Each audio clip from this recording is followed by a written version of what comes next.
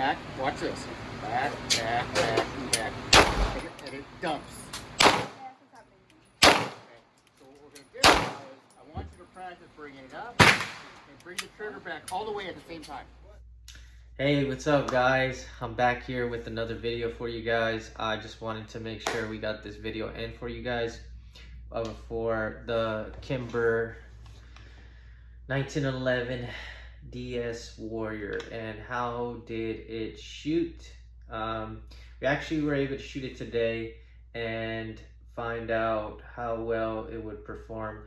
Definitely, I would say first things first, there was no malfunctions. No malfunctions whatsoever with the firearm after getting it back from Kimber and then doing some warranty service with my over travel screw. Everything seems so well together. I did notice once I shot and it got broken in a little bit, the barrel, the slide, it loosened up a little bit, but overall I don't think that really messed with the performance of the firearm. I do right now have my laser inside here, but everything else is clear, just my laser inside because I was doing some dry firing. But overall, which I don't know if I can see it, if you can see the laser. Let's see.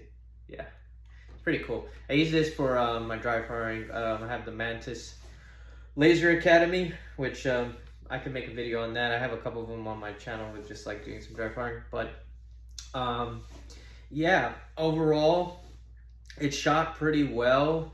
I don't have the red dot dialed in perfectly since I haven't taken it out to shoot yet. I just been dry firing it and kind of got it pretty good, like at a 10-yard range, which more than likely I would want to get this 0 to 15 yards or 25 yards to just have a better zero for competition. So I'm gonna kind of go over the gun itself, but then also I'm gonna go over a little bit of our experience because we did go to a range that is our local range that I'm gonna be shooting some USPSA matches and also some Steel Challenge matches. So it's kind of cool to meet some of the guys, to become a member today, which I'll go into that a little bit more in another video. But that was kind of like our experience today with taking the firearm. Overall, the feel of it, I definitely noticed like the grip that I had when I was dry firing and compared to the grip that I had from actually going out and shooting it was different. I had a kind of a high guard grip, and right away I can tell that I could not shoot that way. I had to kind of go down a little bit more and grip it more down lower to just get a better purchase on it and just be able to grip it better. And then I noticed like I wasn't locking out my wrist as well, so I was kind of, when I was shooting, I was having a little bit more recoil with this firearm. Not per se saying like the gun has more recoil or it's more snappy. I don't think it was that. I think it was just more of my grip on the firearm, because I can grab my Glock 19. It's a smaller firearm. You would think it'd be way more snappy, but just because of how I can grip it, I was able to grip it a little bit better. We did shoot that a little bit today too. But once I was able to kind of figure out how to grip this firearm after shooting it a little bit more extensive, I think we probably put through it, I had 500 rounds. My wife was shooting. She was shooting. I know at least, I want to say about, this gun's had about 200 rounds, more than likely through. I think I have about 100 rounds left, and she shot about 200, and I shot about 200. I probably shot a little bit more, but I'm not sure. I can't say the exact numbers. I will be putting probably another 500 rounds through it, and then I'll probably, go a little bit more in depth of how well it's hanging up. But overall, the OSIC dot, I did have to turn it up a little bit as I was at the range. I did go up a little bit in brightness, so that's something that I think if you're thinking of like home defense and stuff like that for your home, you might want to find a happy medium of where you want that brightness to be for if it's night or if it's day. I think I I would tend to lean to a little bit of a brighter dot for both occasions. If it's night, it might be a little bit brighter, but at the same time you can see it. And then if it's day, you want to be able to see it, because sometimes when it's that lighter dot, you're not gonna have you won't be as small of a dot in the precision wise, but at least you'll be able to see it pretty well. So that's one thing. It was pretty bright here, sunny day in Florida. So overall, the pistol shot really well. So we did shoot at 5 yards, 15 yards, and 10 yards. And I can't stand when a lot of YouTubers just kind of ramble on. So I don't want to ramble too much, but basically it shot really well at 5 yards. Most of the grouping area, it was in a single group of basically the size of my fist, smaller than my fist, basically for 5 yards. And then for 10 yards, it was about the same, just a little bit of a change in it, like the direction of it. And I think that's just me. I'm a novice shooter. I don't shoot pistols all the time. I'm not a big time pistol shooter. I just been getting into it recently. So that's something I would look into for yourself if you do want to purchase this firearm, or look at some more experienced shooters. But for a novice shooter, thing was accurate. Thing was accurate at 5 yards. Thing was accurate at 10 yards. At 15 yards, I would say it was more user error when it came to shooting. I hit the target 11 out of 19 times, like on the target. Still was on the paper, just not on the target with some of them. It was kind of hard to tell, especially when you're at 15 yards, to be able to even see if you're hitting, bullseyes, or if you're hitting on just the black. You can kind of tell a little bit, but you can't really tell unless you start dialing them in. But like I said, I didn't have the optic for 15 yards, so I wasn't sure I should be aiming lower or higher, which from my understanding now, I probably should have been aiming a little lower if I wanted to hit, but I don't know exactly. So definitely want to get this dialed in a little bit better. I did get a bullseye. I'm going to show you guys those targets here now.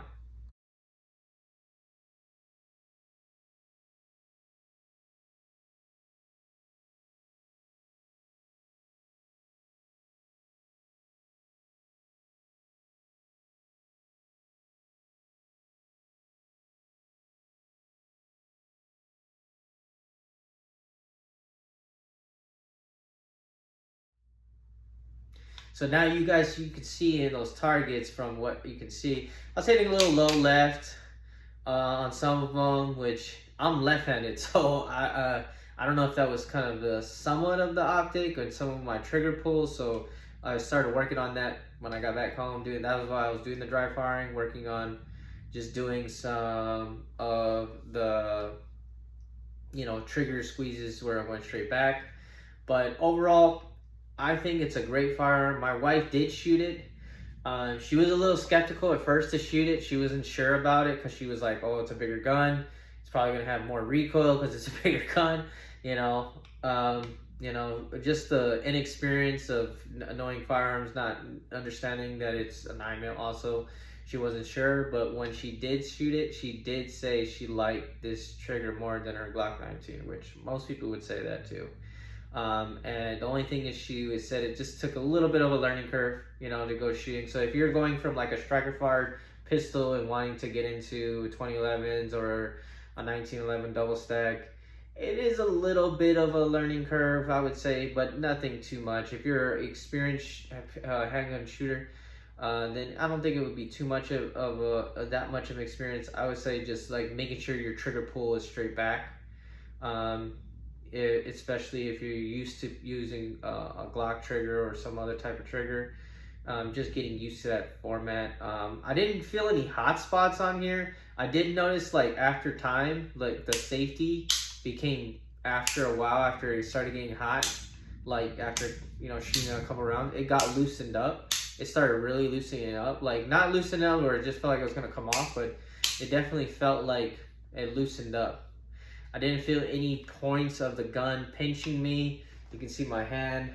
I don't have any marks on my hands from anywhere it was pinching me. I do have a little bit of black from shooting, but nothing on my hand. This is my actual hand that I used to pull the trigger.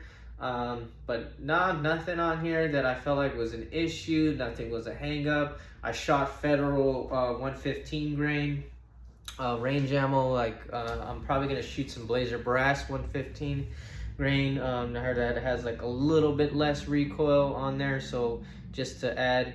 And then here I'm gonna show you guys a little bit of my progression of me shooting 3 little phases of some recoil management, and also, like, you know, they say, you know, you put a dummy round in there in a random spot just to see if you go like this, you know, and I was doing it. I ain't gonna lie, I was going like this, like, oh, thinking I was gonna shoot. When in reality, I should just been, you gotta stiffen up that wrist, and then when it goes off, it won't really move, and then you just go, like even Ben Stoker was saying, you just go down, like if it goes, and you just gotta have this wrist stiff. But I heard a lot of people explain it like where you make your wrist like this, and if you do that, then you're just gonna dive your red dot, you're not gonna be able to see it. It's just more stiffening your wrist for that recoil. And you can see my progression with shooting, which I didn't know that. That's just part of, you know, like, you know, when you play sports, you go out there, you dribble the ball around, you start figuring things out, you know, as you go. So like today was just figuring things out, you know, helping my wife with her Glock, helping her, you know, learn how to shoot with that, and getting the nerves out of shooting a firearm, which she's shot it before, but she's just not used to doing it on a normal basis, which we're trying to get into. So I would definitely recommend the 1911 DS Warrior to anyone, I would say, that's wanting to get into competition shooting or just wanting to get a nice firearm. I do believe it is a nice firearm.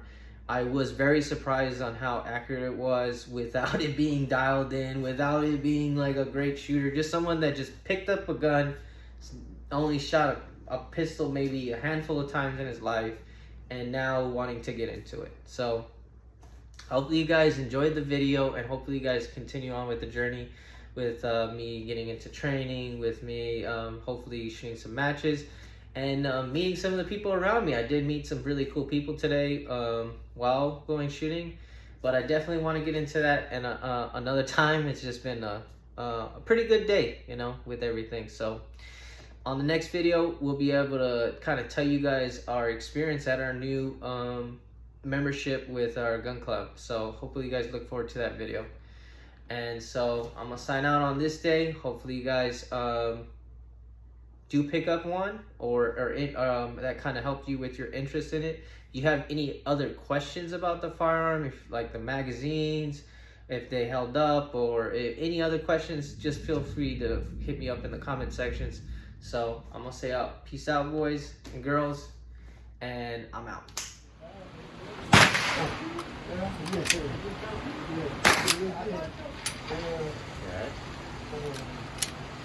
I want you to do one more thing. When you pull it back, don't let it, don't help it. Oh. Take it too hard. I want you to bring it up. Actually, that's what I should have said this first time, because we don't like to get holes at the top. See the logo at the bottom? On the right corner? Yeah. Put it up to the logo.